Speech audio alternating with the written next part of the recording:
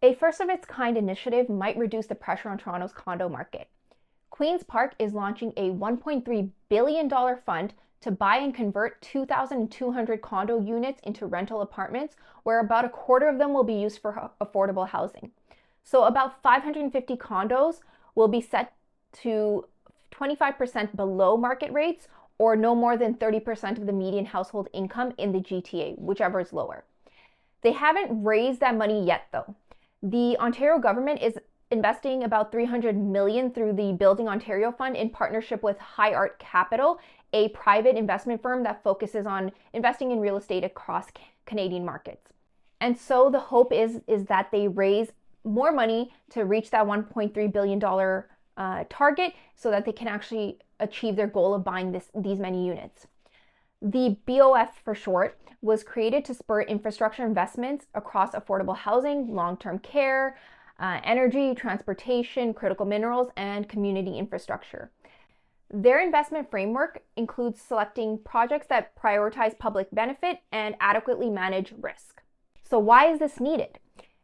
As we all know, the condo market has been struggling for a while now, and we desperately need more affordable housing.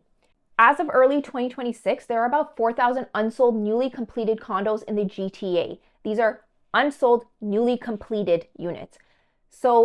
And this is happening when there's an all-time historic high in inventory in the GTA as well.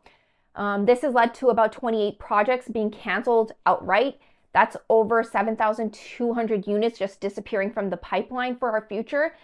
And when the pre-construction condo industry is collapsing, the city is at risk of an even greater housing shortage in the coming years that could drive up purchase prices and rents across Canada again, and we're back where we started. And so this initiative will help stabilize a critical segment in the GTA housing market while creating affordable housing. Otherwise, all the condo industry can do is wait, sit on their hands, hold on, and absorb carrying costs until the market returns, and that's been taking way too long. So a couple unique features about this program or this fund is that these affordable units are meant for renters who make too much for subsidized housing, but not enough to cover GTA market rents. So these are like the middle child that everybody forgets about. Secondly, what's unique about this program is the protections to keep these units affordable are title-based, meaning they are attached to the units themselves, not the owner. That means when these units are sold, they will remain as affordable housing units permanently beyond the sale as well. Third, this is a mezzanine debt, meaning this debt is second in priority to a mortgage being paid out. So there are higher interest rates associated with this loan as a result of this risk. But the security for this loan is not liens on the property, but rather stakes in the entity that owns the property. So what that means is that the owners get liquidity, meaning they are able to sell when they need to, while the government holds a high enough position in the entity that owns the property to get a return on its investment that they can then reinvest in more affordable housing. So this is a good sign that the government now has invested interest in condo prices going up in order for them to get more money or at least get their money back. Fourth, this allows developers to sell any remaining units that they have in bulk, while the government and participating parties get to buy these units for below market value and then have enough reason to provide below market rents and actually still make a return on those. One caveat is that if you're currently in the middle of selling units, but the buyer is struggling to close, this is not a program that's going to be able to help. This fund is only for unsold units, but units that are struggling to close are considered under contract already. So those will be treated as contract disputes rather than available units. So what's the plan? The plan is that High Art Capital will run an open and competitive market process to acquire eligible units.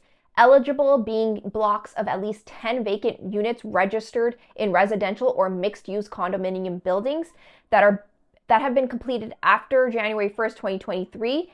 These units can be located in Toronto, Durham, Halton, Peel Region, or York, so across the GTA.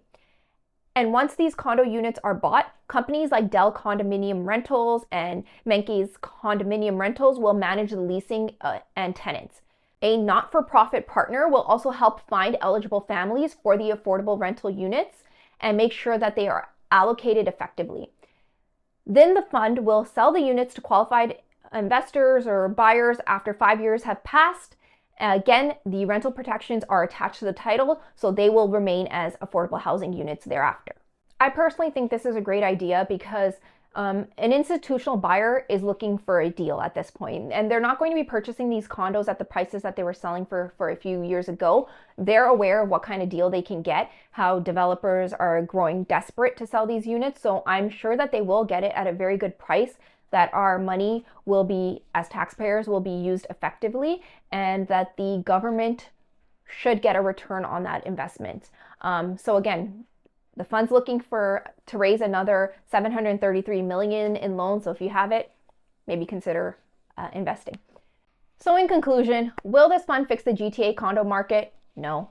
It will probably take a few years to fix it because the Toronto condo market is mainly driven by investors. So condo prices don't match what people can actually afford.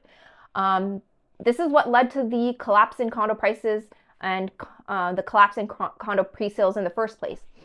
But this is an attempt to take unsold condo units and convert them into something that Ontario actually needs. If they can purchase these condos below market value and get returns from renting them out and gain more investment, perhaps other funds will follow this example. And if enough unsold condos units are bought, condo pre-construction will start again, and we can start building a future supply and avoid another affordability problem years from now.